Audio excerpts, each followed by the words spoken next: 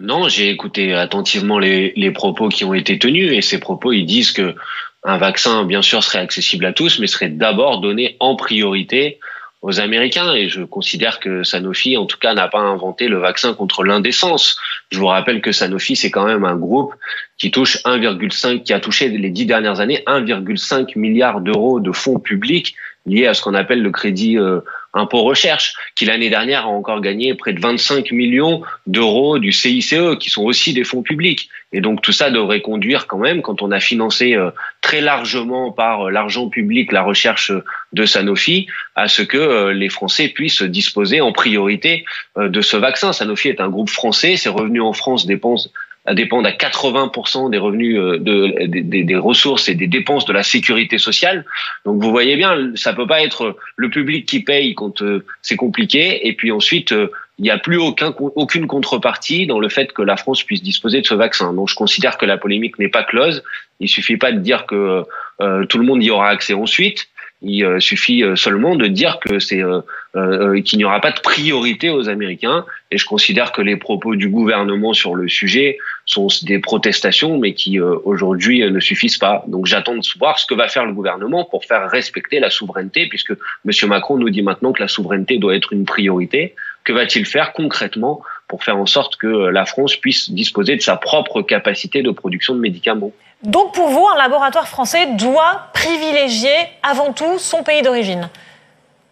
En tout cas, il doit faire en sorte que ce ne soit pas d'autres pays qui soient privilégiés au détriment de la France. Je vous rappelle que c'est un laboratoire français, que nous payons par des fonds publics la recherche de Sanofi. Et on voit bien toute la difficulté dans cette situation d'avoir laissé pendant des années faire en sorte que notre autonomie sur des secteurs stratégiques soit bafouée. C'est que quand on en a besoin, et ben on se rend compte qu'on peut plus compter sur ces acteurs-là. Donc moi je crois que ce qui est à l'ordre du jour, c'est pas seulement des protestations comme le fait le gouvernement, c'est le fait de décider de reconstituer ou de constituer en France un pôle public du médicament qui soit en capacité de fournir des médicaments à la population française quand elle en a besoin. Parce que qu'est-ce qu'elle révèle finalement à vos yeux, cette polémique des enjeux stratégiques, sanitaires, économiques ? Je crois que ce qu'elle révèle, c'est que sur les secteurs les plus stratégiques, on ne peut pas faire confiance au marché et à la cupidité de quelques actionnaires. Je vous rappelle quand même que pendant cette crise, Sanofi vient d'annoncer qu'elle a versé 4 milliards d'euros de dividendes et donc qu'elle a profité de la crise.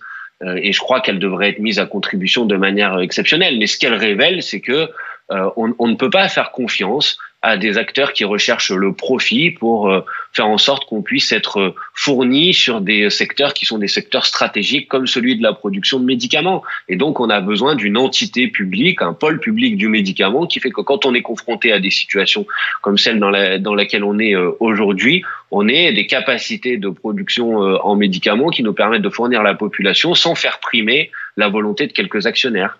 Au-delà de la question du profit, si on se réfère aux déclarations de Sanofi France ce matin, l'Union européenne ne serait pas aussi efficace en ce moment que les États-Unis. Comment est-ce qu'on peut expliquer ce retard français ? Alors bon, c'est sûr que l'Union européenne, en termes de recherche sur le vaccin, aujourd'hui, n'a pas été à la hauteur de la situation. L'essai Discovery, dont a beaucoup parlé le président de la République, est malheureusement un fiasco.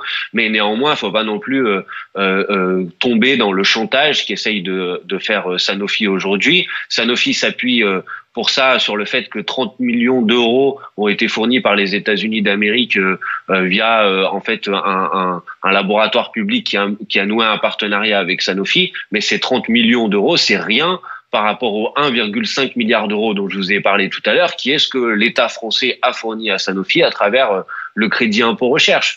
Donc bien sûr que l'Union européenne, elle n'est pas à la hauteur de la situation, mais le chantage de Sanofi qui vise à dire que parce que les États-Unis auraient fourni davantage d'argent, c'est eux qui pourraient disposer en priorité de ce vaccin, est un chantage tout à fait indécent puisqu'il correspond pas du tout à la réalité. Donc voilà, moi j'appelle à ce qu'on constitue ce pôle public du médicament, que si Sanofi ne revienne pas sur ses décisions, on envisage y compris sa nationalisation, parce que c'est un secteur stratégique et qui doit être sous le contrôle de l'État, de la puissance publique. C'est comme ça qu'on peut faire en sorte qu'on ne soit pas dépendant des intérêts financiers de quelques entreprises privées qui, encore une fois, ont été largement financées par les fonds publics.